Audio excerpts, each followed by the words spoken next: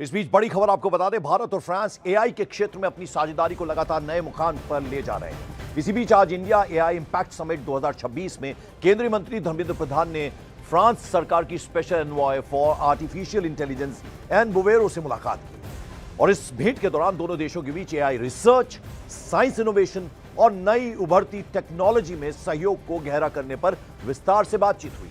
धर्मेंद्र प्रधान ने कहा कि भविष्य की तरक्की के लिए मानव केंद्रित, जिम्मेदार, सुरक्षित और भरोसेमंद एआई फ्रेमवर्क बेहद एसेंशियल है, जरूरी है और भारत फ्रांस मिलकर इसी दिशा में आगे बढ़ रहे हैं। साथ ही साथ धर्मेंद्र प्रधान ने फ्रांस की डिजिटल अफेयर्स और एआई एम्बेसडर क्लारा शापास के साथ एम्स दिल्ली में Indo French higher level academic और साइंटिफिक मीटिंग रश का उद्घाटन किया।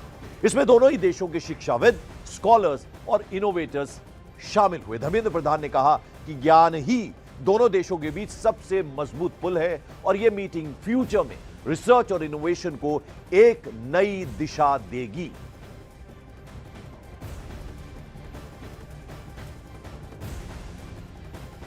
तो आपको बता दें, ये जो मीटिंग हुई इसको लेकर धर्मेंद्र प्रधान ने कहा कि जो ज्ञान है वो ही भारत और फ्रांस यानी दोनों देशों के बीच सबसे मजबूत कड़ी है, पुल है और ये जो मीटिंग हुई ये फ्यूचर में, भविष्य में रिसर्च और इनोवेशन को एक नई दिशा, एक नया मकाम देगी।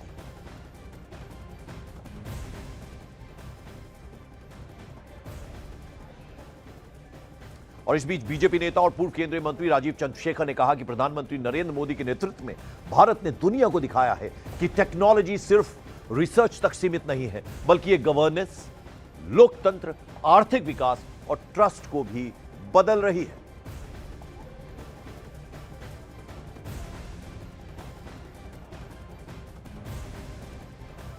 और वहीं फिल्म मेकर शेखर कपूर ने इंडिया एआई इंपैक्ट समिट में युवाओं की बड़ी भीड़ को देखकर कहा कि देश में आर्टिफिशियल इंटेलिजेंस को लेकर जबरदस्त उत्साह दिख रहा है। शेखर कपूर ने कहा कि हॉल युवाओं से भर गया था जो एआई के बारे में सीखने, उसे समझने आए थे। शेखर कपूर के मुताबिक यही उत्साह दिखा रहा है कि आने वाले समय में भारत एआई की दुनिया में सुपर पावर बनने वाला है।